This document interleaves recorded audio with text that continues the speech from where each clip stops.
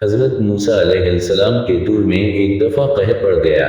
اپنی بڑی عاجزی سے اپنی قوم کے ساتھ بارش کی اجتماعی کی تو اللہ تعالی نے موسیٰ علیہ السلام سے فرمایا کہ تمہارے درمیان ایک گنہگار شخص ہے جو 40 سال سے میری نافرمانی کر رہا ہے، جس کی وجہ سے بارش نہیں ہو رہی۔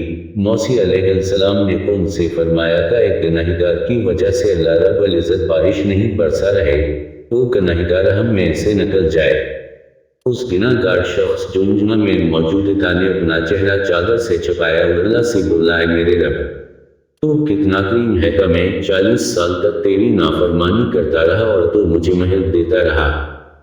تو میں یہاں تیرا فرما بردار بن کر آیا ہوں، مجھے معاف فرما کر آج ذلت و رسوائی سے بچا لے۔ ابھی اس کی بات پوری نہیں ہوئی تھی کہ موسلادھار بارش شروع ہو گئی۔ موسیٰ علیہ السلام نے اللہ سے عرض کیا کہ وہ گنہگار تو ابھی نکلا نہیں، پھر بھی بارش ہو گئی۔ اللہ رب العزت نے فرمایا کہ اس نے مجھ سے توبہ کر لی، اس لیے میں نے بارش برسا دی۔ تو موسیٰ علیہ السلام نے اللہ تعالی سے پوچھا کہ وہ کون شخص ہے؟